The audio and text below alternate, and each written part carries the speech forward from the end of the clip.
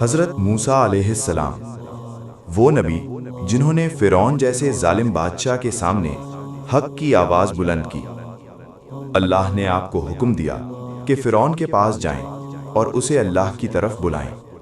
فرعون نے تکبر کیا اور کہا، میں سب سے بڑا رب ہوں۔